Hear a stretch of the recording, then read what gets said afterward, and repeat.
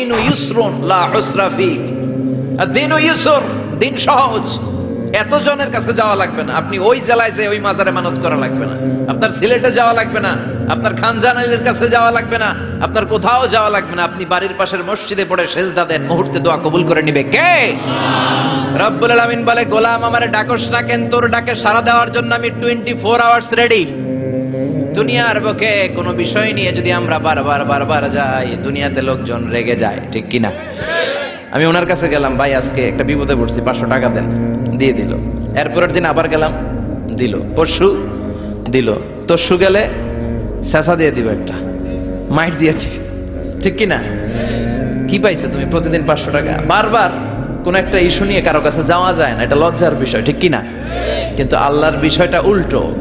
সুনানে তিরমিজির বর্ণনা, ইন্নাহু মান লাম ইয়াসআলিল্লাহ ইয়াগদাব আলাইহি, কোন বান্দা যদি কোনো বিষয় নিয়ে, কোনো ব্যাপার নিয়ে আল্লাহর কাছে বারবার না যায়, আল্লাহ তার উপর রেগে যায়। এজন্য আল্লাহর কাছে বারবার চাওয়ার দরকার আছে না নাই? আপনার মনের জ্বালা যন্ত্রণা পূরণ করে দিতে পারে কে? এটার নাম তাওহীদ। এক আল্লাহ কেন্দ্রিক হওয়া, আল্লাহ সেন্টার্ড। আমাদের সবকিছু হবে আল্লাহ কেন্দ্রিক। বিপদে আপদে যে কোনো পরিস্থিতিতে সবার আগে কার কাছে যাব? আছে। আমরা কেউ আজীবন থাকতে আসি নাই। থাকতে পারবো আজীবন? দাদা চলে গেল, বাবা চলে গেল, মা চলে গেল, মামা চলে গেল, খালু চলে গেল, এরপর আমাদের টনক নড়ে না, তাই না? পাগল পড়া হয়ে আছে এই পৃথিবীর জন্য। মরতে যে হবে এটা ভাববার সময়টুকু আমাদের নেই। আমরা ব্যস্ত আমাদের ক্যারিয়ার নিয়ে, আমাদের লাইফ নিয়ে, আমাদের সমাজ নিয়ে, আমাদের ফ্যামিলি নিয়ে, আমাদের সন্তান আর সম্পদ নিয়ে আমরা super busy. We are leading a very super busy life. We don't have even a single time to think about death. মৃত্যু নিয়ে ভাবার একটা মুহূর্ত আমাদের নাই। কিন্তু পৃথিবীর সবচেয়ে সুনিশ্চিত বিষয় হচ্ছে মৃত্যু, ঠিক কিনা? The most certain thing in our life is death. আমাদের জীবনের সবচেয়ে সুনিশ্চিত বিষয় হচ্ছে মরণ। মরবই আমরা। And the most uncertain thing in our life is the time of death. আর আমাদের জীবনের সবচেয়ে অনিশ্চিত বিষয় হচ্ছে মৃত্যুর সময়। আমরা জানি না। মরবো যে এটা জানি, জানেন না? কিন্তু কখন মরবো এটা জানি? এই সূরাটা আপনারে এই জিনিসটা জানান দিতে এসেছে যে দুনিয়ার সম্পদ, লোভ, লালসা এগুলো নিয়ে পড়ে থেকো না। এই যে আমাদের ফ্যামিলি, আমাদের বাচ্চা কাচ্চা, আমাদের এত টাকা পয়সার হিসেব, মাস শেষে বাড়ি ভাড়া, গ্যাসের বিল, এইটা সেটা, আপনি কি মনে করছেন যে আপনি চলে গেলে এগুলো থেমে থাকবে? কিছুই থেমে থাকবে না, সব চলবে আগের মতো, থাকবেন না আপনি। এজন্য শাহাদাত ফয়সাল ওনার ফেসবুকে সর্বশেষে লিখে গিয়েছিল, আমি হীন দুনিয়া, মানে এমন দুনিয়া যেটাতে আমি নাই। সব চলে, সকাল গড়িয়ে বিকেল হয়, শীত শেষে গ্রীষ্ম আসে, দিন শেষে রাত নামে, সব চলে, নাই শুধু আমি। চিল্লায় বলেন ঠিক কিনা? তো এজন্য এগুলি একটু ভাবেন। অনেক ব্যস্ত আমরা। এই দুনিয়ার পুরো জীবনটা এটা হচ্ছে লালসাময় একটা জীবন। লোভ, মরিচিকা, মায়াজাল, এই মায়াজালে আমরা আটকে আছি। ফলে মৃত্যুর কথা আমরা ভুলে গিয়েছি। পাগলের মতো ছুটছি, আরো টাকা লাগবে, আরো খ্যাতি লাগবে, আরো যশ লাগবে, আরো দাপট লাগবে আমার। এত টাকা দিয়ে কি হবে? এত সম্পদ দিয়ে কি হবে? এত ব্যস্ততা দিয়ে কি হবে তোমার? স্টপ, থামুন, অনেক হয়েছে, আন্না, থামুন। Take a rest, take a breath and think about death. Think that you have to go back to your Lord.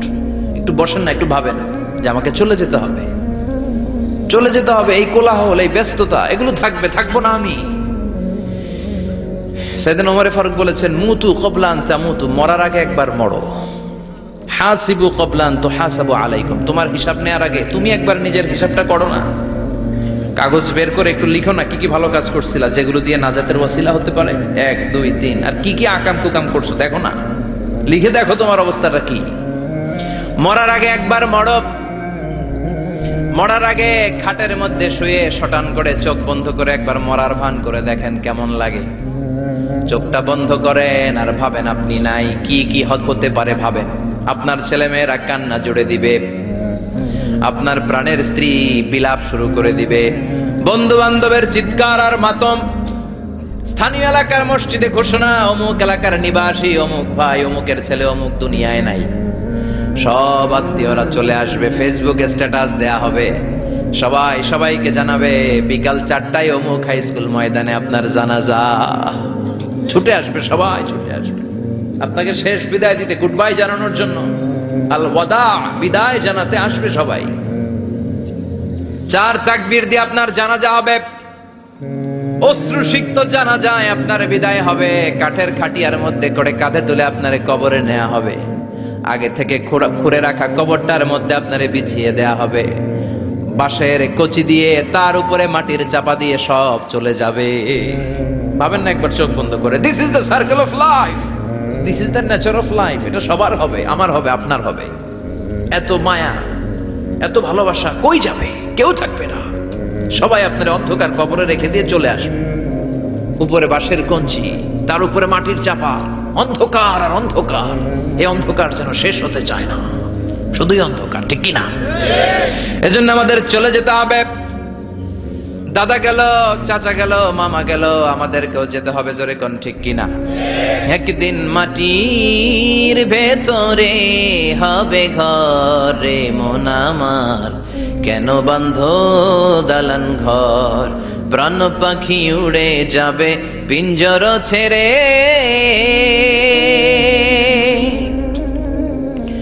ধরা ধামে সবই রবে, তুমি যাবে চলে। বন্ধু বান্ধব যত, মাতা পিতা দ্বারা সুত, সবই হবে তোমার পরে। মন আমার কেন বান্ধ দালান ঘর? একদিন মাটির ভেতরে হবে ঘরে মন আমার, কেন বান্ধ দালান ঘর? ঠিক কিনা? সব পরে থাকবে, চলে যেতে হবে আমাদেরকে। এজন্য আখিরাতের কথা যেন আমাদের স্মরণ হয়। বিশ্বনবী বলতেন, নাহাইতুকুমান জিয়ারাতিল কবুর, আমি তোমাদেরকে কবর জিয়ারত করতে আগে নিষেধ করতাম, কিন্তু এখন নিষেধাজ্ঞা প্রত্যাহার করে নিলাম।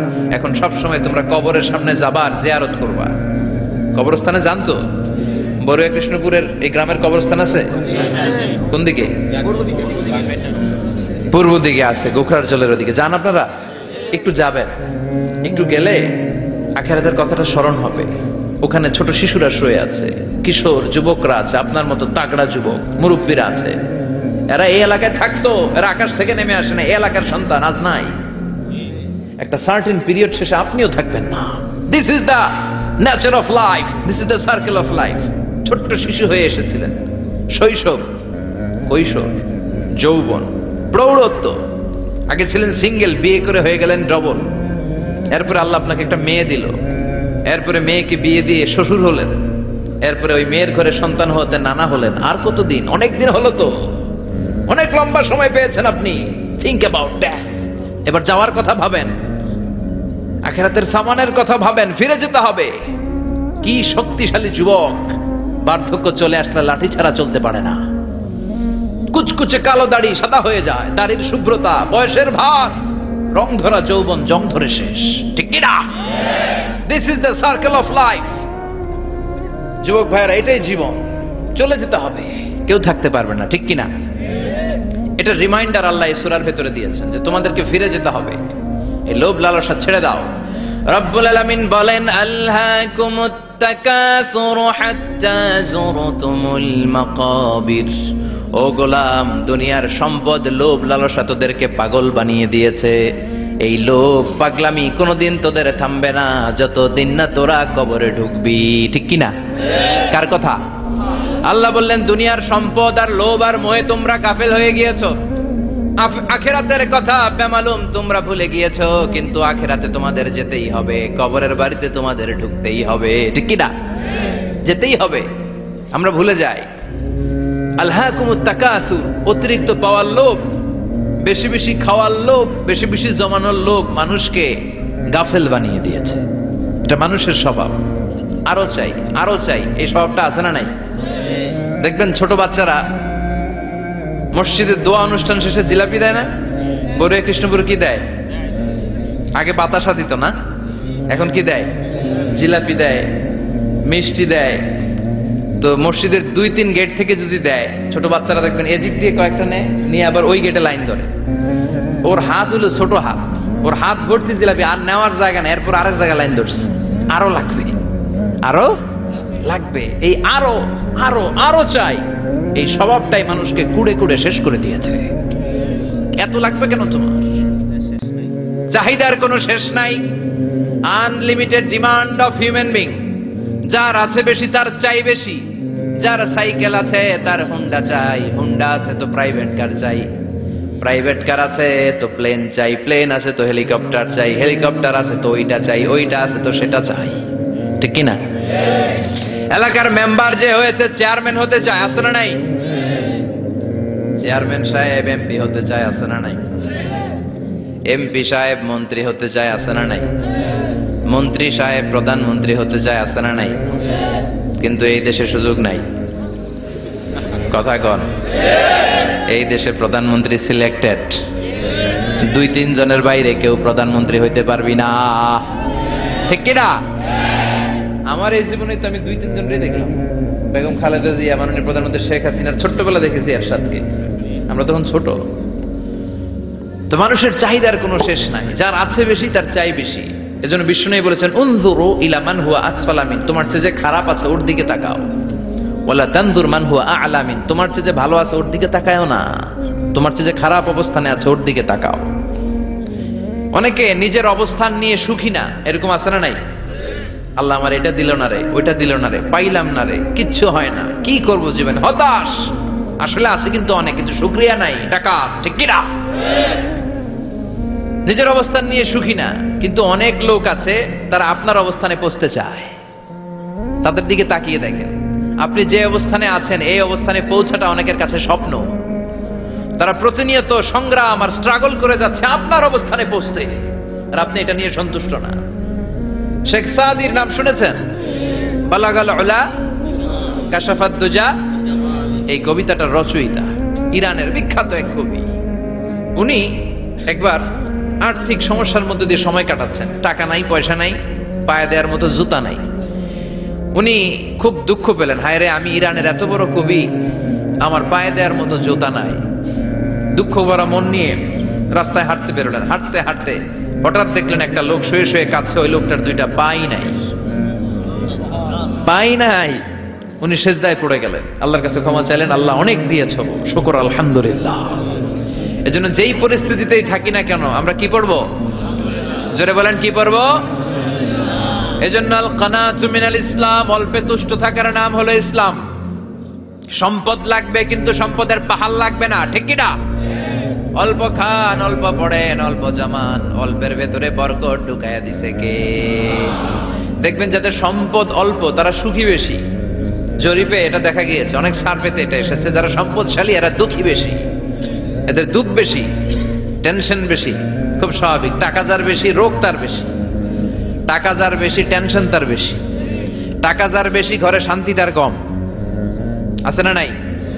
ঘরের ভেতরে অশান্তি, ছেলে কথা শোনে না, ছেলে টানে গাঞ্জা, মেয়ে করে পরকিয়া। আছে না নাই? স্ত্রী কথা শোনে না, ভালোবাসা নাই, ঘরটা জাহান্নামের টুকরা। রোগ বালাই, এক একটা হসপিটাল বিল পরিশোধ করতে মাসে 5 লাখ 10 লাখ। আছে না নাই?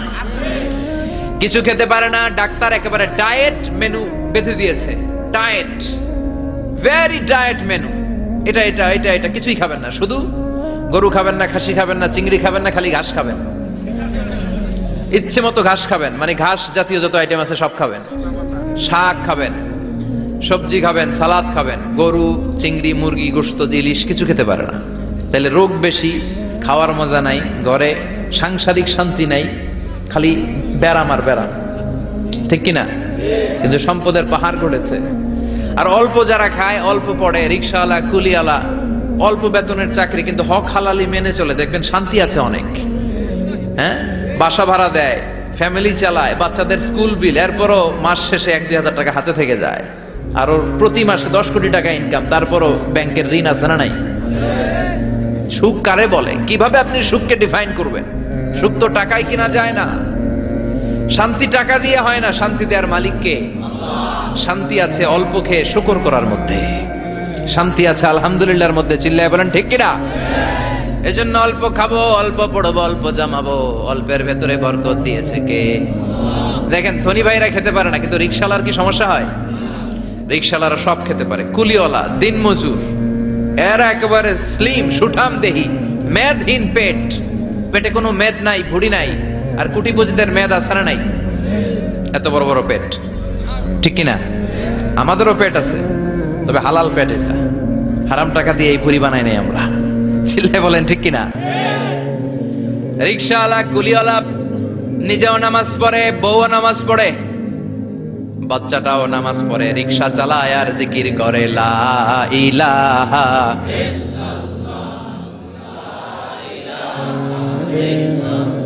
লা ইলাহা ইল্লাল্লাহু মুহাম্মাদুর রাসূলুল্লাহ সাল্লাল্লাহু। সুখ আর শান্তি, তাদের ঘরে সুখ। ধনী কোটিপতি ভিআইপি সিআইপিস, এদের রাতে ঘুম নাই, 1 ঘন্টা ঘুমানোর জন্য 4টা ট্যাবলেট খাওয়া লাগে, এরকম আছে না নাই? কিন্তু ঘুমের জন্য যে ট্যাবলেট খাওয়া লাগে রিকশাওয়ালা এটা জানেই না। ওর যেখানে রাইত ওইখানেই, ওর মাথা বিছনায় লাগতে দেরি, ওর ঘুম আসতে দেরি হয়। ওর ঘুমে নাকের ডাকের আওয়াজে ট্রাকের ইঞ্জিনও ফেল। সুবহানাল্লাহ পড়েন। এজন্য অনেক বেশি সম্পদের পাহাড় করা লাগবে, এই চিন্তা যেন আমাদের মাথায় না আসে। চিল্লায় বলেন ঠিক কিনা? এজন্য রব্বুল আলামিন বলেন আল্লাকুমুত তাকাসুরু হাত্তা যুরতুমুল মাকাবির। বেশি বেশি সম্পদ উপার্জনের আকাঙ্ক্ষা তোমাদেরকে আখিরাত থেকে গাফেল বানিয়েছে। এই গাফলতি কশিন কালেও তোমাদের কমবে না যতক্ষণ না তোমরা কবরে ঢুকবা। হাত্তা যুরতুমুল মাকাবির, মাকবারাতুনের প্লুরাল মাকাবির, যতক্ষণ না কবরে না ঢুকবা, কবরস্থান তোমার আবাসস্থল না হবে, ততক্ষণ পর্যন্ত এই চাই চাই মানসিকতা কমবে। মানুষের স্বভাব হলো আরো চাই, আরো চাই, আরো চাই করে। ফকিরেরা কারা? আল্লাহ গালি দিয়ে বললেন তোরা সব ফকিরনি। তোরা কি? ইয়া আইয়ুহান নাসু আনতুমুল ফুকারাউ ইলাল্লাহ ওয়াল্লাহু হুয়াল গানিয়ুল হামিদ। সুবহানাল্লাহ পড়েন। আল্লাহ ডেকে বললেন গোলাম আনতুমুল ফুকারা ইলাল্লাহ, তোমরা সবাই ফকির, ধনী হলো একজন, তিনি কে? আল্লাহ শুধু ধনী। আর মানুষের স্বভাব হচ্ছে আরো চাই, আরো চাই। ওর 2 তলা বিল্ডিং, আমার 3 তলা লাগবে। ওর 2টা গাড়ি আছে, আমার 3টা লাগবে। আছে না নাই? বিশ্বনবী বললেন কিয়ামতের আগ দিয়ে মানুষের মধ্যে আকাঙ্ক্ষায় প্রতিযোগিতা বেড়ে যাবে, প্রতিযোগিতামূলক টেন্ডেন্সি। কার চেয়ে কে বড় হতে পারে, কার চেয়ে কে বেশি টাকার পাহাড় বানাতে পারে। আছে না নাই? বিশ্বনবী বললেন ওয়া আনতারাল হুফাতাল উরাতাল আলাতা রিয়া আশ-শাইয়াতা তাওয়ালুনা ফিল বুনিয়ান। কিয়ামতের আগে এমন কিছু লোক যাদের গায়ে দেওয়ার মতো জামা ছিল না, পায়ে দেওয়ার মতো জুতা ছিল না, পেটে দেওয়ার মতো খাবার ছিল না, সমাজের কেউ তাদেরকে চিনতো না। হঠাৎ করে এই লোকগুলো ধনী হয়ে যাবে। And they will start to construct, they will compete to construct high rises building in the cities. শহরে গ্রামে এরা বড় বড় বিল্ডিং বানানো শুরু করবে। এই উঁচা উঁচা বিল্ডিং আমাদের সমাজে আছে না নাই? কৃষ্ণপুরে 2 তলা 3 তলা বিল্ডিং আছে নি? আছে। আজ থেকে 20 বছর আগে ছিল? আমি তো 20 বছর আগে যখন আসছি কিছুই ছিল না, খালি পানি আর পানি। আর এখন 2 তলা 3 তলার অভাব নেই। গরিপুর পাশে না আপনাদের? এদিকে গরিপুর, গরিপুরে যে বিল্ডিং আছে বাংলাদেশেও নাই, ঠিক কিনা? সারা বাংলাদেশের সবচেয়ে দামি জায়গা হচ্ছে গরিপুর বাজারের জায়গা। জানেন এটা? বসুন্ধরা, গুলশান, বনানী, বাড়িধারা, উত্তরার 3-4 ডবল দাম এই জায়গার, ঠিক কিনা? বিল্ডিং এর পর বিল্ডিং। আমি যখন ঢাকা যাই দেখি গরিপুর আসতেছে, মানে গরিপুরের বিল্ডিং আর শহরগুলো আস্তে আস্তে হাইওয়ের পাশাপাশি চলে আসতেছে। প্রতি বছর আইসা দেখি কিছু আগাইছে, 2-3 বছর পরে এইটা একেবারে হাইওয়ের সাথে চলে আসবে। খেয়াল করছেন? ঢাকা যাওয়ার সময় গরিপুর আগাইতেছে, খালি গরিপুরের বিল্ডিং, গরিপুরের শহর আগাতে আগাতে আগাতে ঢাকা চট্টগ্রাম মহাসড়কের কাছাকাছি চলে আসছে। এই যে বিল্ডিং বানানোর প্রতিযোগিতা। কুমিল্লা শহরে আজ থেকে 20-25 বছর আগে 5 তলা 6 তলা একটা বিল্ডিং ছিল না, এখন 10 তলা 20 তলা আছে না নাই? ঢাকায় আজ থেকে 20 বছর আগে 10 তলা বিল্ডিং খুঁজে পাইতেন আপনি? নাই। গোটা বিশ্বব্যাপী এখন টাওয়ার বানানোর প্রতিযোগিতা। বিশ্বনবী বললেন এদের কোনো টাকা ছিল না। পৃথিবীর সবচেয়ে বড় টাওয়ার এখন আরব দেশে, এদের কোনো টাকা ছিল না। আরব দেশের সৌদি আরব, কাতার, কুয়েত, বাহরাইন এখন স্বর্ণ আর তেলের খনি পেয়ে আল্লাহরে ভুলে যায়। এদের খাওয়ার মতো কিছু ছিল না।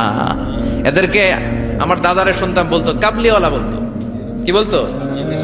এদেশে আসতো জায়নামাজ তসবি ছড়া খেজুর টেজুর বিক্রি করার জন্য। এরা জেলে পাড়ার লোক ছিল, আরব সাগরের তীরবর্তী এলাকার মানুষ, সাগরের মাছ মেরে এরা জীবন ধারণ করতো। আল্লাহ এদেরকে তেলের খনি দিলেন, গ্যাসের খনি দিলেন, এখন তারা বড় বড় টাওয়ার বানায়, আছে না নাই? বুর্জ আল খলিফা, কি উঁচা বিল্ডিং, 828 মিটার উঁচু। জেদ্দায় আছে 1000 মিটার উঁচু কিংডম টাওয়ার। তাইওয়ানে আছে তাইপেডাং টাওয়ার 101 তলা। মালয়েশিয়া আছে পেট্রোনাস টুইন টাওয়ার 88 তলা। চায়নাতে আছে সাংহাই টাওয়ার, একটার পর একটা টাওয়ার। প্রতি বছর অ্যানাউন্স করতেছে যে ওদেরটা আছে আমাদেরটা বড় বানাও। কাতার কয় ওরা বানাইলে আমরা পারবো না কেন, আমরা বানাবো আরো বড়। আছে না নাই? শাগালাত কুমুত তাকাসুর, যে আরো লাগবে, আরো বড় হতে হবে, এই টেন্ডেন্সি মানুষকে আখিরাত থেকে একেবারে গাফেল বানিয়ে দিয়েছে। চিল্লায় বলেন ঠিক কিনা? টাকার পাহাড় বানাতে চায়, দরকার থাকলেও চায়, না দরকার থাকলেও চায়। বর্তমান পৃথিবীর সবচেয়ে ধনী লোকটার নাম জানেন কি নাম? হ্যাঁ, বিল গেটস। ওর যে কত টাকা ও নিজেও জানে না। ওর পকেট থেকে যদি $100 একটা বান্ডিল পড়ে যায়, এটা তুলতে ওর যত সময় লাগবে, ও না তুলে যদি হেঁটে, যে আইডিয়া নিয়ে হাঁটতেছিল ওইটা নিয়ে হাঁটে, ওদিকে আরো বেশি ইনকাম হয়ে যাবে। এত টাকা তার, এটা তোলার সময় তো তার নাই। ওয়ারেন বাফেট নাম শুনছেন? হাজার হাজার কোটি ডলারের মালিক। Prince Walid bin Talal, Saudi ধনকুবের নাম শুনেছেন? ওর একটা বিমান আছে, প্রাইভেট জেট প্লেন। এই বিমানটার 70% মেড অফ গোল্ড। বিমানের 70% স্বর্ণ দিয়ে বানানো। গত কয়েক বছর আগে আমি ব্রুনাই গিয়েছিলাম। ব্রুনাইয়ের সুলতানের নাম হাসান আল বালখিয়া। উনি একটা প্যালেস আরবিতে বলে কাসার, মানে হচ্ছে রাজপ্রাসাদ। পৃথিবীর সবচাইতে বড় রাজপ্রাসাদ ব্রুনাইতে বান্দার সিটি বেগাওয়ানে অবস্থিত। আমি গিয়েছি ওখানে। প্রায় 1800 থেকে 2000 কক্ষ আছে ওই প্যালেসে, রাজপ্রাসাদে। ওই রাজপ্রাসাদের টয়লেটের কমোড গুলো মেড অফ গোল্ড, স্বর্ণ দিয়ে বানানো। আউযুবিল্লাহ পড়বেন না? এই হাসান আল বালখিয়া নিজে বিমান চালায়। ওর সংগ্রহে 500টা রোলস রয়েস লাক্সারিয়াস কার আছে। 500 রোলস রয়েস। গুগল ইউটিউব যারা করেন সার্চ দিলে দেখবেন ওর কি পরিমাণে গাড়ি। রোলস রয়েস গাড়ি হচ্ছে one of the luxurious car in the world. Car ব্র্যান্ডের মধ্যে যত দামি কার ব্র্যান্ড আছে, এর মধ্যে রোলস রয়েস একটা, যেগুলোর দাম কমসে কম এদেশের টাকায় 8 কোটি থেকে 10 কোটি টাকা। আচ্ছা বলেন, এই গাড়িগুলো যারা হাই প্রোফাইলের ভিআইপিস, তারা ফ্যামিলির সবাইকেও যদি একটা করে গাড়ি দেয়, একজনের কয়টা গাড়ি দরকার? 5টা, 10টা, 20টা।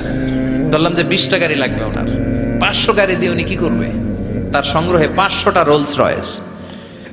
স্বর্ণেরও গাড়ি আছে, তার স্বর্ণের পালঙ্ক আছে, আমি দেখে এসেছি। পোরশে, ফারারে, লাম্বরগিনি, এই টাইপের যে ব্র্যান্ডগুলো আছে, অভাব নাই। তার মানে আছে, যার বেশি চায় তত বেশি। চিৎকার করে বলেন ঠিক কি না? এজন্য আল্লাহ বললেন, আলহাকুমুত তাকাসুরু হাত্তা যুরতুমুল মাকাবির।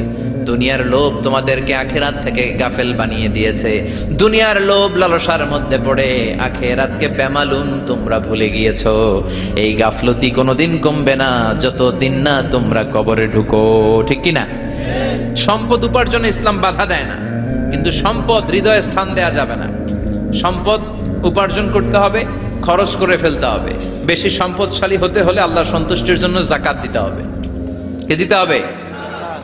দে যাকাত, দে যাকাত, তোরা দে রে যাকাত। তোর দিল খুলবে পরে, আগে খোলো খাত। দে যাকাত, দে যাকাত, তোরা দে রে যাকাত। ঠিক কি না? দিল পরে খুলবে, আগে হাত খোলেন। হাত খুললে দেখবেন দিলটারে খুলে দিয়েছে কে? সাইয়েদনা মুসা আলাইহিস সালামের জামানায় ওনার চাচাতো ভাই ছিল মিশরের সবচাইতে বড় ধনী, যাকাত দেয় নাই। তার কি করুণ পরিণতি হয়েছে কোরআনে আছে না নাই? এত সম্পদ ছিল, তার সম্পদগুলো সে সিন্ধুকে আটকে রাখতো। আর এই সিন্ধুকের চাবিগুলো আলগানোর জন্য, কাঁধে নেওয়ার জন্য 10 জন লোক লাগতো। সিন্ধুক কাঁধে নেওয়ার জন্য, সিন্ধুকের চাবির গোছা কাঁধে নেওয়ার জন্য কয়জন? তাহলে কি পরিমাণ সম্পদ ছিল? সাইয়েদনা মুসা বললেন, সম্পদের মালিক তুই হস নাই, আল্লাহ বানাইছে। কারণ বলে, ইন্নামা উতিতুহু আলা ইলমিন ইনদি। আল্লাহ আমারে সম্পদ দেয় নাই, আমি আমার মেধা খাটিয়ে সম্পদ বানিয়েছি। যাকাত আমি দিব না। মুসা বললেন, তাহলে আযাবে পড়বি। কারণ কই পারলে আযাবান, পারলে আযাবান। আল্লাহ বললেন, ফাখাসাফনা বিহি ওয়া বিদারহিল আরদ। ও মুসা, নিরাপদ দূরত্বে চলে যাও, এখনই ভয়ঙ্কর ভূমিকম্প হবে, আযাব দেব। কারণ সহ কারণের সব সম্পদ আমি জমিনের ভেতরে ঢুকায়া দেব। আমি নিজে কারণের বাড়ি দেখে এসেছি। মিশরের রাজধানী কায়রো থেকে প্রায় 150 কিলো দূর একটা জেলা আছে, ফায়ুম জেলা। ওইখানে কারুনকে আল্লাহ তার সব সম্পত্তি সব মাটিতে দাবিয়ে দিয়েছেন। দাবাতে দাবাতে হাঁটু পর্যন্ত যখন কারুন জমিনে দেবে যায়, ভাবছে উঠে যাবে। কোমর পর্যন্ত যখন মাটির মধ্যে দেবে যায়, ভাবছে উঠতে পারবে। গলা পর্যন্ত যখন দেবে যায়, হাত তুইলা কয় আমি ঈমান আনলাম। ও মুসা, সব সম্পদ তোর আর তোর আল্লাহর লইয়া যা, খালি আমারে বাঁচা, আমারে। সব গাদ্দারদের একই পরিণতি। ফেরাউনরেও যখন আল্লাহ লোহিত সাগরে পানি খাওয়াতে খাওয়াতে পেটটা এত বড়, হাত তুইলা কয় আনা মিনাল মুসলিমিন, আমি মুসলমান, আমি ভালো মানুষ। আল্লাহর কোরআন সাক্ষী, সে বলেছে আনা মিনাল বনি ইসরাইলরা যে আল্লাহরে মানে, আমিও তারে মানি, আমিও আল্লাহর দলের একনিষ্ঠ কর্মী। আর পানি খাইতে পারি না, আল্লাহ বাঁচাও। আল্লাহ কয় আরো খা। শেষ, ফেরাউন শেষ, নমরুদ শেষ, কারুন শেষ। পুরো সম্পদ সহ আল্লাহ কারুনকে জামিনের ভেতরে দাবিয়ে দিলেন। এজন্য সম্পদ যাদের বেশি, জাকাত দেওয়ার দরকার আছে না নাই? দারিদ্রতা বিমোচনের জন্য জাকাত দিবেন। জাকাতের শাড়ি লুঙ্গি এইভাবে না, অনেকে কিন্তু দেয় জাকাতের শাড়ি, জাকাতের লুঙ্গি, জাকাতের গামছা, এরকম ডাকাইত আছে না নাই? বাংলাদেশে এমনও হয়েছে জাকাতের শাড়ি দিবে বলে সে পত্রিকায় নিউজ করেছে, আর ওই শাড়ি আনার জন্য শাড়ি দিবে 5,000 মানুষ এসেছে 5 লক্ষ। পদপৃষ্ঠ হয়ে 11 জন নারী এক জায়গায় মারা গিয়েছে। কিয়ামতের দিন আল্লাহ বিচারের কাঠগড়ায় এই বিজনেস ম্যাগনেটকে দাঁড়িয়ে সেদিন জিজ্ঞাসা করবে যে কেন তুই এদেরকে কষ্ট দিয়েছিলি? চিল্লা এখন ঠিক কিনা? এদের মৃত্যুর দায়ভার এই শিল্পপতি এড়াতে পারবে না। জাকাতের শাড়ি, জাকাতের লুঙ্গি বিতরণের জন্য আল্লাহ তোমারে ধনী বানায় নাই। ধনীদের দায়িত্ব হলো গরিবের হাতে সম্পদ পৌঁছে দেয়া। ওয়া ফি আমওয়ালিহিম হাক্কুন লিসাইলি ওয়াল মাহরুম। গরিব আমার কাছ থেকে সম্পদ আর যাকাত নিয়ে সে আমার প্রতি করুণা করেছে। আমি যাকাত দেই বলে আমি কোনো দয়া দেখাই নাই। কথা বুঝতে পেরেছেন? আইডিয়াটা ক্লিয়ার করে নেন। যাকাত দেয়া আমার জন্য কি? কথা বলেন, ফরজ। আর যে যাকাত নেয় তার জন্য যাকাত খাওয়া কি ফরজ? আমি গরিব মানুষ, আমি যাকাত খাবো না, না খাইয়া থাকুম, রোজা রাখুন। কথা কন। আমার যে যাকাত নেওয়া লাগবে এমন কোনো কথা নাই, কিন্তু আমি যে ধনী আমার দিতেই হবে, এটা ফরজ। তার মানে আমি দিয়ে আমি দয়া করি নাই, ও নিয়ে আমারে বাঁচাইয়া দয়া করে গেছে। চিৎকার করে বলো ঠিক কিনা? ইসলাম বলে রাস্তার এক পাশে 5 তলা আর এক পাশে গাছতলা, এটার নাম ইসলাম না। খেটে খাওয়া মানুষ, সুবিধা বঞ্চিত মানুষদের দ্বারে যে তুমি যাকাতের টাকা পৌঁছে দাও। যাকাতকে ফরজ করা হয়েছে দারিদ্রতা বিমোচনের জন্য। আপনি শাড়ি লুঙ্গি দিলে কি হবে? ওরে শাড়ি দিচ্ছেন দুপুরে, রাত্রে বেলা ও আরেক জায়গায় লাইন ধরে আছে, বিরিয়ানির প্যাকেট দিতেছে ওইখানে। কথা কোন? সারাটা বছর ও যাকাতের টাকা নেবে, ওর কিচ্ছু হবে না। বরং এমন কিছু তাকে করে দিতে হবে যেটা দিয়ে সে ফ্যামিলি লিড করতে পারে। একটা সিএনজি কিনে দেন, ওই ফ্যামিলিতে কোনো যুবক থাকলে সিএনজি চালায়া, অটো চালায়া ফ্যামিলিটারে চালাবে। একটা টঙের দোকান করে দেন, চায়ের দোকান, চা বিক্রি করে ফ্যামিলিটারে চালাবে। অস্ট্রেলিয়ান একটা গাই কিনে দেন, গরুর দুধ বিক্রি করে তার ফ্যামিলি চলবে। কিংবা মাছের একটা খামার করে দেন, মুরগির খামার করে দেন, ঠিক কিনা? ওমরে ফারুক বলতেন এমন ভাবে যাকাত দাও যাতে করে যাকে যাকাত দিয়েছে জীবনে কোনোদিন সেজন্য আর কারো কাছে যে হাত পেতে যাকাতের জন্য দাঁড়িয়ে না থাকে। এই বিধানটা কার? এজন্য আল্লাহ বললেন আলহাকুমুত তাকাসুরু হাত্তা যুরতুমুল মাকাবির। দুনিয়ার লোভ লালসা তোমাদের কমবে না যতদিন না তোমরা কবরে ঢুকো। কার কথা? চিল্লায় বলেন কার? এজন্য দুনিয়ার প্রতি যে আমাদের লোভ, এটা কি বাড়াইতে হবে না কমাইতে হবে? এই দুনিয়ার জীবন এটা ক্ষণিকের। আমাল হায়াতুদ দুনিয়া ইল্লা মাতাউল গুরুর। এটা ভোগের সামগ্রী, আজ আছে কাল না, এটা হাতের ময়লা। দুনিয়ার এই জীবনের দৃষ্টান্ত হচ্ছে 4টা স্বর্ণের টুকরা আর 3টা লাশের মতো। স্বর্ণের টুকরা 4টা, চিৎকার করে বলেন তো কয়টা? লাশ 3টা, জোরে বলেন কয়টা? অনেক অনেক আগের যুগের 3 জন যুবক জীবিকার তাগিদে তারা বের হয়েছে কর্মসংস্থান করে খাবে। প্রতিমধ্যে তারা গুপ্তধন পেয়েছে, স্বর্ণের বার পেয়েছে, তো বড় বড় 4টা পেয়ে তারা মহা খুশি। আমাদের আর কাজ করা লাগবে না, এগুলো বেচে আজীবন খাবো, সুখে থাকবো। তো 3 জন মিলে বললো 4টা স্বর্ণের টুকরা 3 জনের মধ্যে ভাগ করে দেওয়ার আগে একজন এক কাজ কর, বাজার থেকে কিছু রুটি নিয়ে আয়, খুব ক্ষুধা লেগেছে, খেয়ে নেই। একজনরে রুটি আনতে পাঠিয়ে দুইজন মিলে ভাবে ওইটারে যদি মেরে ফেলতে পারি তাহলে তো তোর আর আমার মধ্যে কোনো ঝামেলা নাই। স্বর্ণের টুকরা কয়টা? তুই নিবি দুইটা, আমি নেব দুইটা। আর যেটারে রুটি আনতে পাঠাইছে ওইটা মনে মনে ভাবতেছে রুটির মধ্যে বিষ মিশাই নিয়ে যাব। কি মিশাবো? বিষ খাইয়া ওইটা শেষ, সবগুলো আমার। তো বিষ মিশাই নিয়ে আসছে, আর আগের পরিকল্পনা অনুযায়ী এই দুইজন মিলে তাকে নৃশংসভাবে হত্যা করেছে। হত্যার পরে কয় প্রচন্ড ক্ষুধা লাগছিল, আগে খাইয়া লই। দুইজন মিলে বাজার থেকে আনা বিষ মাখানো রুটি খেয়ে ওই দুইটাও শেষ। স্বর্ণের জায়গায় স্বর্ণ পড়ে আছে, স্বর্ণগুলো নেয়ার মতো মানুষ আর নাই, ঠিক কিনা? এজন্য মানুষের এই চাহিদা কমবে না। বিশ্বনবী বলেন, লাউ আন্না লিকুল্লি ইবনে আদম ওয়াদিয়ান মিন যাহাব আহাব্বা আই ইয়াকুনা ইলাইহি ওয়াদিয়ান। আল্লাহ প্রত্যেককে, আমাদের প্রত্যেককে যদি একটা করে স্বর্ণের পাহাড়ের মালিক বানিয়ে দেয়। কয়টা করে পাহাড় দেখছেন কোনদিন? কই দেখছেন? চিটাং গেছিলেন? এই চট্টগ্রামে গেলে দেখা যায় কি পাহাড়।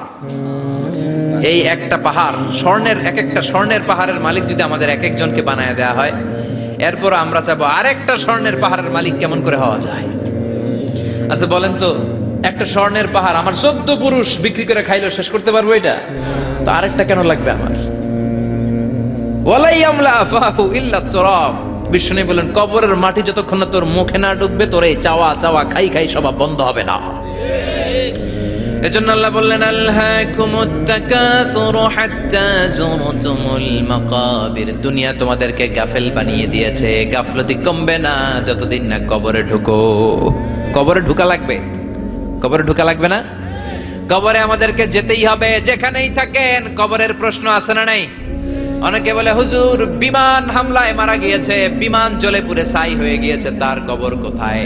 তার আত্মাটা যেখানে আছে ওই জায়গায় প্রশ্ন আছে না নাই?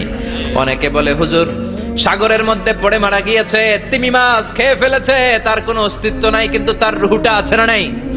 প্রতিটা রুহু সংরক্ষণ করে কে? প্রত্যেকটা আত্মা আল্লাহর কাছে সংরক্ষিত থাকে। প্রতিটা তাহাজ্জুদ আদায়কারীরা তাহাজ্জুদ পড়ে, তাদের সওয়াবের কমতি হবে না, কিন্তু তাদের সওয়াবের একটা পার্সেন্টেজ সওয়াব যে ব্যক্তি মসজিদ বানালো তার আমলনামায় আল্লাহ ঢুকিয়ে দেয়। এজন্য বেশি বেশি মসজিদ বানাতে রাজি আছেন তো? তাহলে মসজিদ আবাদ করার প্রথম মাধ্যম হচ্ছে মসজিদ বানানো। 2 নাম্বার মাধ্যম হচ্ছে মসজিদে যে জামাতে সালাত আদায় করা। জামাতে সালাতুল জামাআ তাফদুলু সালাতাল ফারদি বি27 দারাজা। ঘরে নামাজ পড়লে একা একা পড়লে যেই সওয়াব, জামাতে পড়লে 27 গুণ বেশি সওয়াব। সুবহানাল্লাহ বলতে পারলেন না? হে নামাজি আমার ঘরে নামাজে পড়ো আজ, দিল মে তোমার চরণ তলে হৃদয় যায় নামাজ। হে নামাজি আমার ঘরে নামাজে পড়ো আজ, দিল মে তোমার চরণ তলে হৃদয় যায় নামাজ। পড়েন আল্লাহু আকবার। কি সুন্দর লিখেছেন কাজী নজরুল ইসলাম। মসজিদ কেমন যেন মসজিদ তার নিজের ভাষায় আল্লাহর কাছে কেঁদে কেঁদে ফরিয়াদ জানায়, আল্লাহ নামাজিরা আমার ঘরে আসে না, কি সুন্দর টাইলস, কি সুন্দর মুসল্লা, কি সুন্দর এয়ার কন্ডিশন, সব আছে কিন্তু মুসল্লি নাই, ঠিক কিনা? মসজিদগুলো আল্লাহর কাছে ফরিয়াদ জানায়। এজন্য আমরা যেন মসজিদমুখী হই। কি মুখী? আওয়াজ করে বলতে হবে, কি মুখী? মসজিদমুখী। তাহলে মসজিদ আবাদের 1 নাম্বার পদ্ধতি মসজিদ বানানো। 2 নাম্বার মসজিদে বেশি বেশি যে জামাতে সালাত আদায় করা। 3 নাম্বারে মসজিদের সাথে সম্পর্ক জুড়ে দেওয়া, হৃদয়টা যেন সবসময় মসজিদের সাথে লেগে থাকে। আল্লাহর হাবিব সাল্লাল্লাহু আলাইহি ওয়াসাল্লাম বললেন, সাবআতুন ইউযিল্লুহুমুল্লাহু ফি যিল্লিহি ইয়াওমা লা যিল্লা ইল্লা যিল্লু। 7 শ্রেণীর ব্যক্তিকে আল্লাহ তাআলা কিয়ামতের দিন আরশের নিচে ছায়া দিবে, যেদিন আল্লাহর আরশের ছায়া ছাড়া কোনো ছায়া পৃথিবীতে থাকবে না। সেই দিনটা কি এই দিনের মতো? কিয়ামতের দিনটা আজকের এই দিনের মতো হবে? 50,000 বছর হবে। এটা লেন্থ, এটা ডিউরেশন।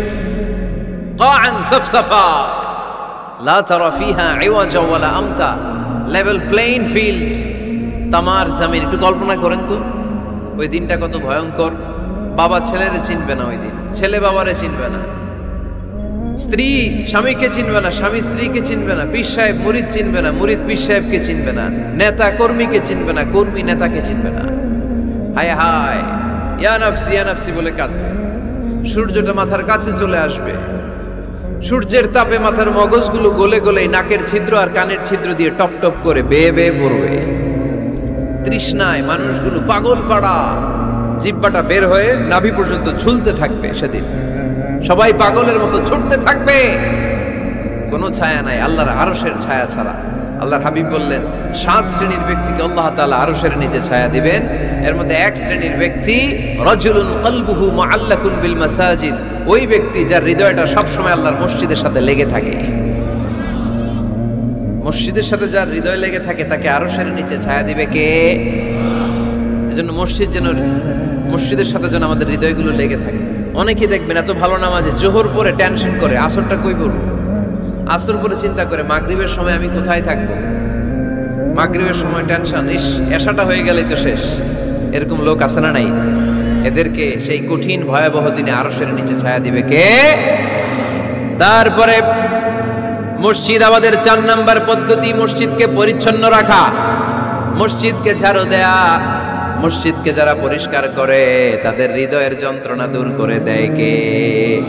সাইয়েদনা ইব্রাহিম আলাইহিস সালাম এবং ইসমাঈল আলাইহিস সালামকে আল্লাহ তাআলা আদেশ করেছেন তাহহিরা বাইতিয়া লিত-তাইফিনা ওয়াল আকিফিনা ওয়ার রুকআই সুজুদ।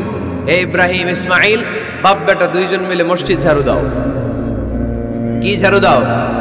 মসজিদেরি ঝাড়ু বড়দার ও কমারে হাত শোনো আমারে মুনাজাত। পড়েন, শোনো শোনো ইয়া ইলাহি আমারে মুনাজাত, শোনো আমারে মুনাজাত। পড়েন আমিন। মসজিদ ঝাড়ু দেওয়া মসজিদ আবাদের অন্তর্ভুক্ত। আপনারা কেউ কোনোদিন মসজিদ ঝাড়ু দিয়েছেন নাকি? কে কে দিয়েছেন দেখি? সবাই মসজিদের খাদেম? মাশাআল্লাহ। আমিও দিছি মসজিদ ঝাড়ু, অনেক দিছি। মাশাআল্লাহ, আল্লাহ তুমি কবুল করো। যাদের হৃদয়ে বড় জ্বালা, ফ্যামিলিতে সুখ নাই, শান্তি নাই, তারা হৃদয়ে প্রশান্তি আনতে চাইলে এতিমখানায় যাবেন, এতিমের মাথায় হাত বুলিয়ে দিবেন, এতিমের মুখে খাবার তুলে দিবেন। আপনার হৃদয়টারে নরম করে দিবে কে? আল্লাহর ঘর মসজিদে যাবেন, নিজ হাতে মসজিদটারে একটু পরিষ্কার করে দিবেন, আপনার জীবনটারে উজালা করে দিবে কে? তাহলে এগুলো করার মাধ্যমে আমরা মসজিদের আবাদ করতে চাই। আমরা মসজিদের আবাদকারী হতে চাই কি চাই না? আল্লাহর ঘর মসজিদ আবাদ করার মতো শ্রেষ্ঠ কাজ পৃথিবীতে হতে পারে না। এই মসজিদের কিছু আদব আছে, আল্লাহ রাসূল সাল্লাল্লাহু আলাইহি ওয়াসাল্লাম বলেছেন এই আদবগুলো মেনটেন করে যেন আল্লাহর ঘর মসজিদের সাথে আমরা ব্যবহার করি। মসজিদের 1 নম্বর আদব হচ্ছে মসজিদে ওযুর সাথে প্রবেশ করা। কিসের সাথে? ওযু করে পরিচ্ছন্ন হয়ে মসজিদে প্রবেশ করা। এজন্য অপবিত্র অবস্থায় গোসল ফরজ, এরকম অবস্থায় মসজিদে ঢোকা যাবে? কথা বলেন, ঢোকা যায়? যেই নারীদের মাসিক চলতেছে, মেনস্ট্রুয়েশনাল পিরিয়ড চলতেছে, ওই নারীদের পক্ষে মসজিদে ঢোকা জায়েজ আছে? নাই। তাহলে এটা হলো 1 নম্বর আদব। মসজিদে ঢোকার সময় কি করে ঢুকবো? ওযু করে। আওয়াজ করে বলেন, কি করে ঢুকবো? ওযু করে। 2 নম্বর আদব হচ্ছে মসজিদে যাওয়ার সময় সবচেয়ে ভালো জামাটা পরে যাব, সবচেয়ে ভালো পাঞ্জাবিটা পরে যাব। জানতো আপনারা? না সবচেয়ে সিরাটা পরে যাব? হ্যাঁ, অনেকের নামাজের জন্য একটা পুরান জামা আছে, সিরা পাড়া, এদিকে হাত উঠাইলে দিতে দেখা যায়, আছে না নাই? সবচেয়ে সিরা পাড়াটা রাখে নামাজের জন্য, কপাল পোড়া। আর সুন্নাতে খাতনার অনুষ্ঠানে গেলে মাশাআল্লাহ লেহেঙ্গা গায়ে দেয়া যায়, আছে না নাই? না, আপনি ইবাদতের জন্য সবচেয়ে সুন্দর জামাটা রাখবেন। এজন্য রাব্বুল আলামিন বলেন, ইয়া বানি আদম খুযু জিনাতাকুম ইনদা কুল্লি মসজিদ।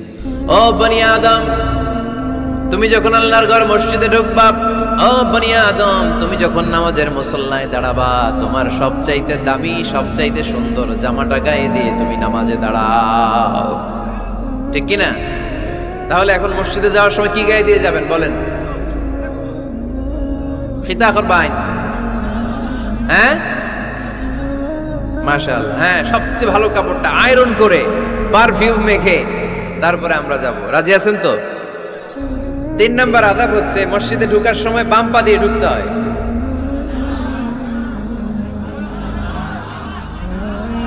কোন পা? আরো জোরে। এদেরকে গুতা মারা লাগে, নাহলে আওয়াজ বাড়ে না, এরকম ভলিউম টাইট করতে হয়। ভলিউম হাই করলে আর করে পারে, এমনি বলতে চায় না। ঘটনা কি? হ্যাঁ, খায় নাই। বদরের যুদ্ধ হয়েছিল রমাদানে, কোন সাহাবী খায় নাই, না খাইয়া একেবারে সাইজ করে দিছে কাফেরদেরকে। আমরা না খেলেও আমাদের হৃদয়ে ইমানি শক্তি আছে না নেই? এই তো বোঝা যাচ্ছে ইমানি শক্তি আছে। এতক্ষণ আছিল কই? মসজিদে ঢুকার সময় কোন পা দিয়ে? এগুলো মনে থাকে আমাদের? ভুলা যাই আমরা, খেয়াল থাকে না তো এগুলা। এত কিছু মনের মধ্যে রাখলে এগুলো মনে থাকবে কেমনে? মসজিদে ঢুকার সময় কোন পা? আরো জোরে। বেরোয়ার সময় কোন পা? মনে থাকবে? মসজিদে যখন ঢুকবেন ডান পা দিয়ে ঢুকবেন, আর দোয়া পড়বেন আউযু বিল্লাহিল আযীম ওয়া বিওয়াজহিল কারীম ওয়া সুলতানিহিল কদীম মিনাশ শাইতানির রাজীম। বিষ্ণু সাল্লাল্লাহু আলাইহি ওয়াসাল্লাম বললেন, যে ব্যক্তি মসজিদে ঢোকার সময় এই দোয়াটা পড়বে, শয়তান আফসোস শুরু করে। সে বলে, হায় হায়, আজকের দিনের জন্য, সারা দিনের জন্য তো তুই আমার ওয়াসওয়াসা থেকে বেঁচে গেলি। আজকের সারা দিনের জন্য তোরে আমি হারালাম। আজকের সারাটা দিন আল্লাহর পক্ষ থেকে প্রোটেকশন নিয়ে তুই বেঁচে গেলি। আজকের জন্য যা, কালকে তোরে আমি ধরবো। এজন্য এই দোয়াটা পড়ার দরকার আছে না? আউযু বিল্লাহিল আযীম ওয়া বিওয়াজহিল কারীম ওয়া সুলতানিহিল কদীম মিনাশ শাইতানির রাজীম। চারটা বাক্যের দোয়া। মুখস্থ করতে কষ্ট হলে যে ইউটিউবে চলে যাবে আজকেই, ওখান থেকে শুনে আপনারা মুখস্থ করে নেবেন। এই দোয়াটা পড়বেন, তাহলে ওই দিনের জন্য শয়তানের ওয়াসওয়াসা, টেম্পটেশন, প্রভোকেশন থেকে আপনি আল্লাহ তাআলার প্রোটেকশনে চলে গেলেন। সুবহানাল্লাহ পড়েন। তারপরে আল্লাহর হাবিব বললেন, ঢোকার আগে আমারে সালাম দাও। পড়বেন আসসালামু আলাইকা আইয়ুহান নাবিয়্যু ওয়া রাহমাতুল্লাহি ওয়া বারাকাত।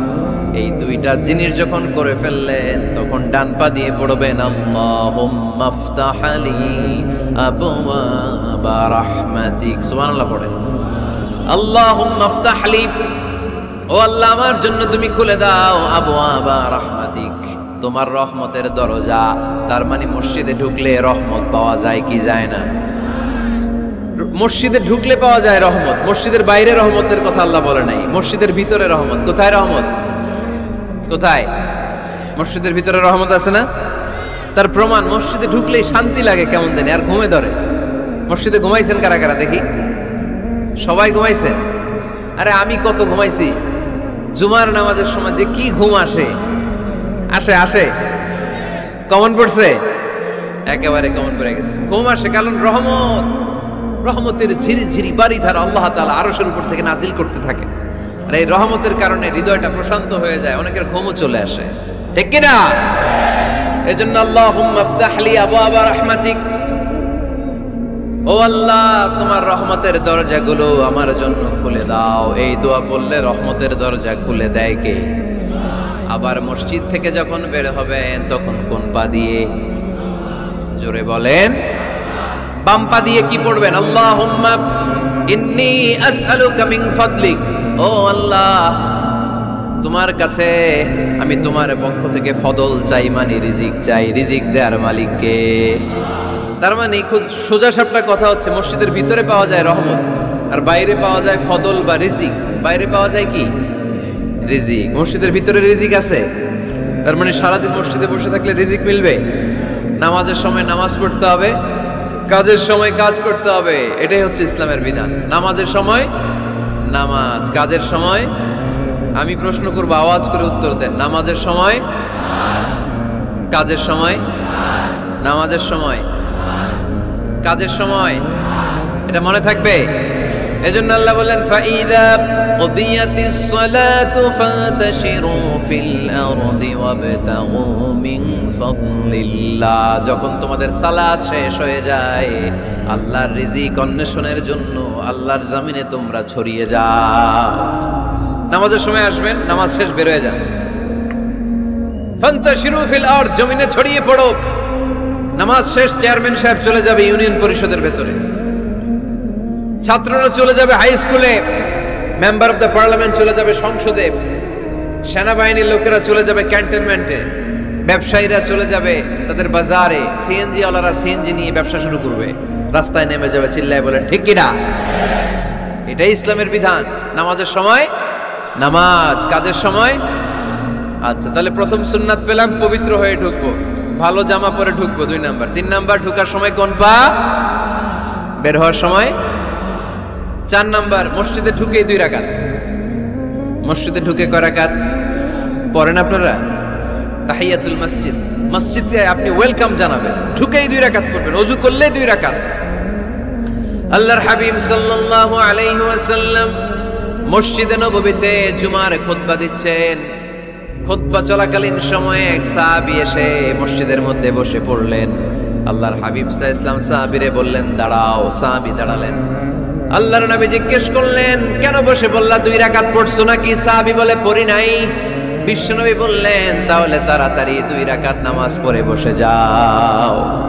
সুবহানাল্লাহ। পড়ো। 2 রাকাত পড়ো নাই তো পড়ো, দাঁড়াও, তারপরে বসো।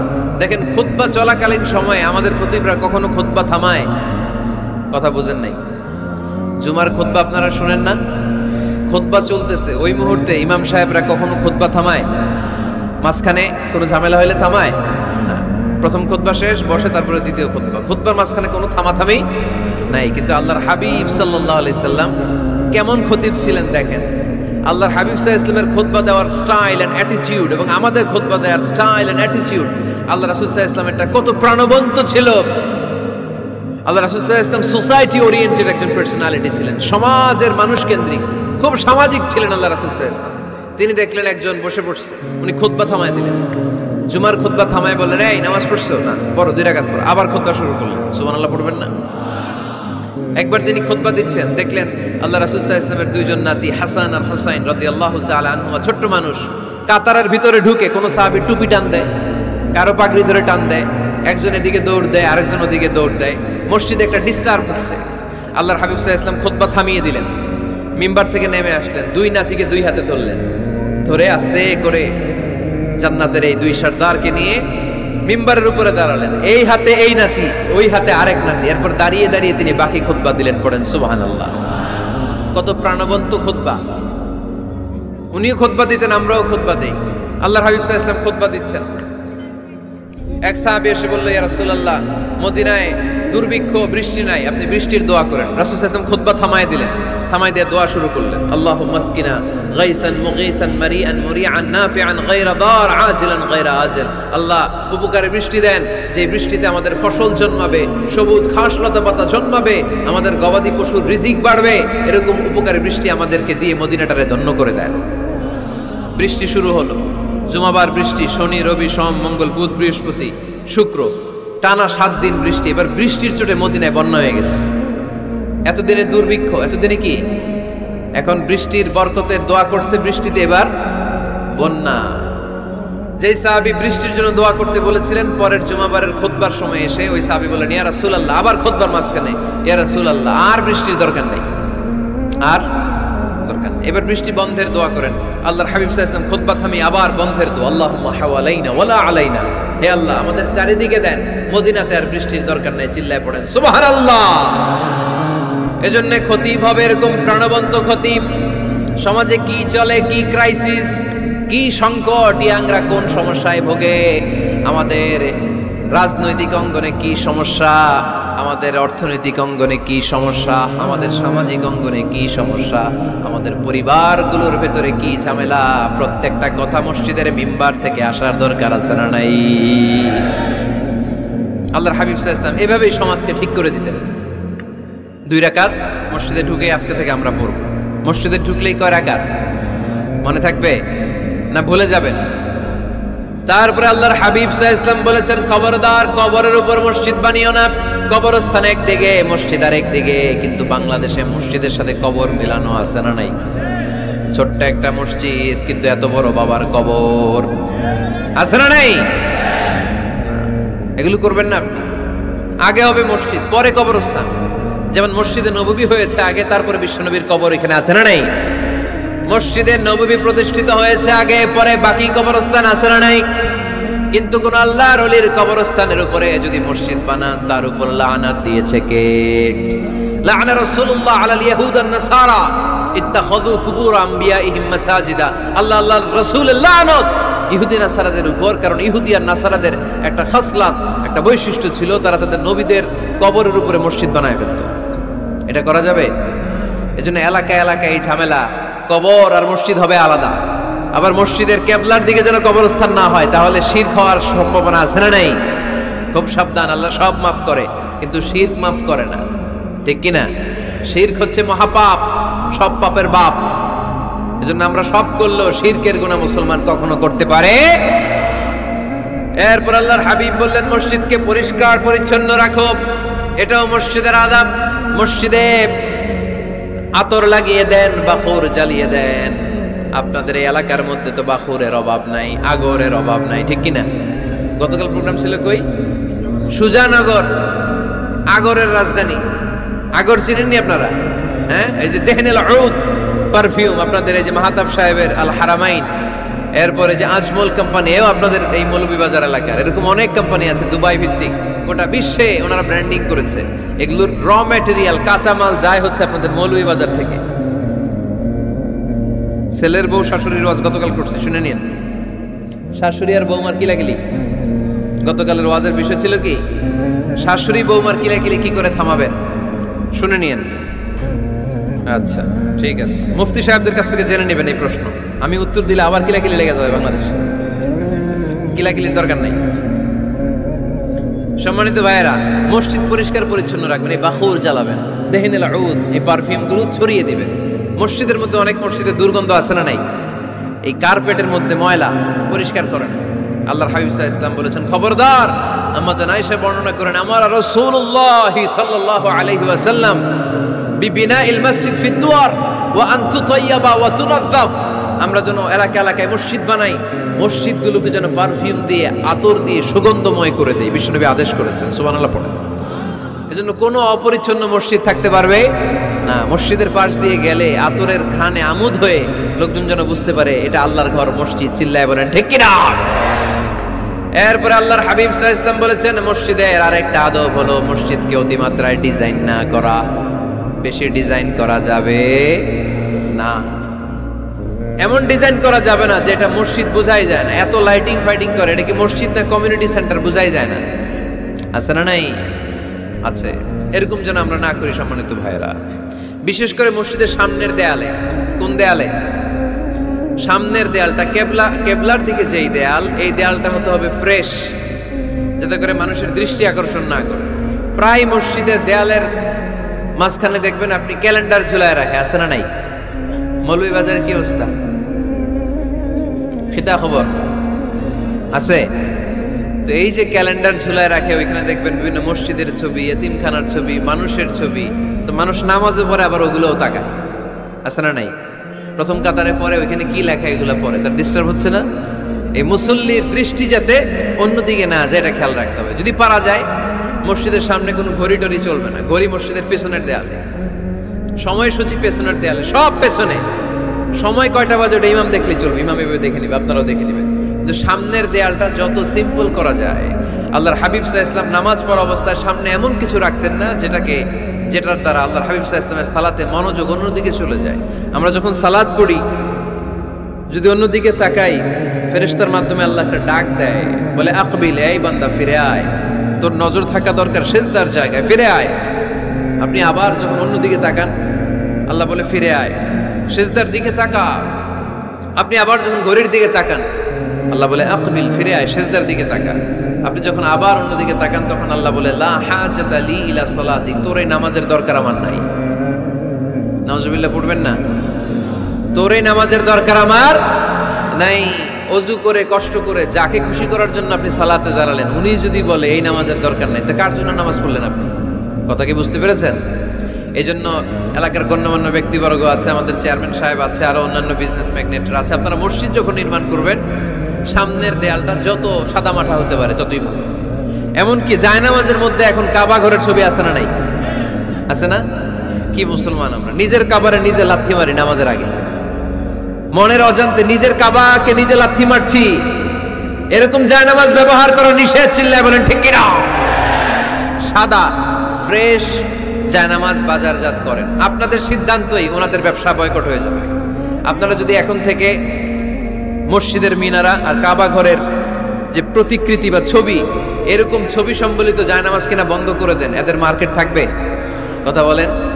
কালকে থেকে আমরা জায়নামাজ কেনার সময় ফ্রেশ জায়নামাজ কিনবো। কোনো মসজিদ, কোনো মিনার, আমাদের কাবা ঘরের ছবি সম্বলিত কোনো জায়নামাজ কিনা যাবে? আওয়াজ করে বলেন, যাবে? যাবে না। এগুলো হচ্ছে মসজিদের আদাব, এগুলো রক্ষা করে মসজিদে ঢোকার দরকার আছে না নাই? পৃথিবীতে 3টা মসজিদ সবচাইতে শ্রেষ্ঠ মসজিদ, কয়টা? আওয়াজ করে বলেন না। 1 নাম্বার মসজিদুল হারাম, ফাওয়াল্লু উজুহাকুম শাতরা, যেখানেই তোমরা নামাজ পড়ো না কেন মসজিদের হারামের দিকে হয়ে নামাজ পড়ো। কিবলা কোন দিকে আজকে? এদিকে, এইদিকে কিবলা। আমি যদি এদিকে হয়ে পড়ি নামাজ হবে না? হবে না কেন? কারণ কিবলামুখী হয়ে নামাজ পড়া ফরজ। চিল্লায় বলেন ঠিক কিনা? মসজিদুল হারাম পৃথিবীর প্রথম মসজিদ। ওখানে একটা ঘর আছে, ঘরটার নাম হলো কাবা। ইন্না আউওয়ালা বাইতিন উদিআ লিন-নাসি লাল্লাযী বিবাক্কাতা মুবারাকা। এই পৃথিবীর প্রথম ঘর, যেই ঘরটা স্থাপিত হয়েছে বাক্কা শহরে। বাক্কা মক্কার আগের নাম, এখন শহরের নাম মক্কা। আগে নাম ছিল কি? সবাই বলেন, কি নাম ছিল? বাক্কা। এটা পৃথিবীর আদি ঘর। সব নবীদের পরশধন্য পদধূলিতে এই জায়গাটা বরকতময় হয়েছে। এটা এমন ঘর যেই ঘরের চারদিকে 1 রাকাত নামাজ পড়লে 1 লক্ষ রাকাতের সওয়াব পাওয়া যায়। হজ উমরা করেছেন কে কে দেখি? হজ উমরা করেছেন আপনারা না? মাশাআল্লাহ। আমরা যারা করতে পারি নাই, আল্লাহ তাদেরকেও তৌফিক দাও। আমরা যেন এই কাবা ঘরে যে প্রাণ ভরে সালাত আদায় করতে পারি, আল্লাহ তৌফিক দান করো।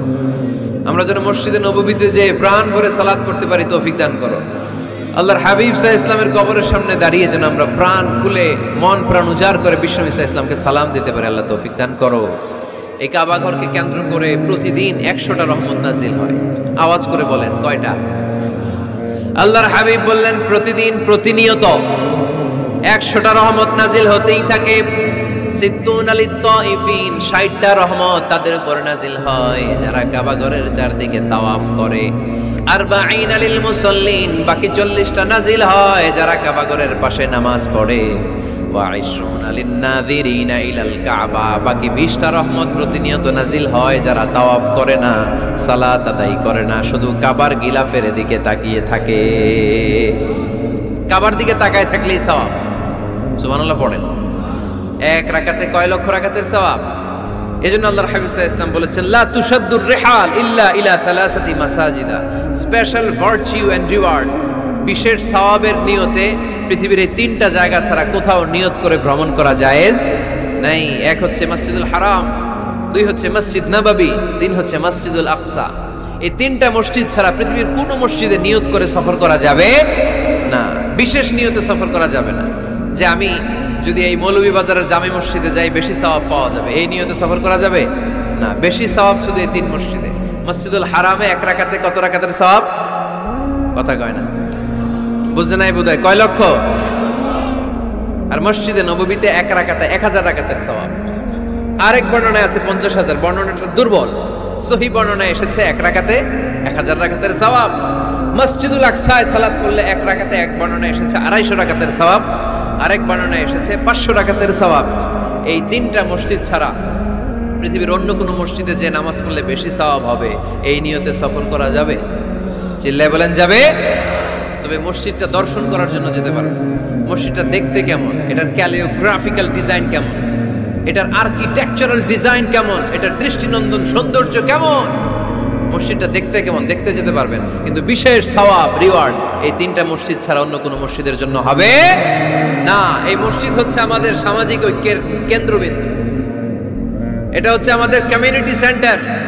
আমরা শুধু নামাজের জন্য মসজিদকে ইউজ করি, এছাড়া আরো অনেক ইউসেজ আছে মসজিদের। খেয়াল রাখবেন, আমাদের মুসলমানদের মসজিদ হিন্দুদের মন্দিরের মতো নয়। কোথায়?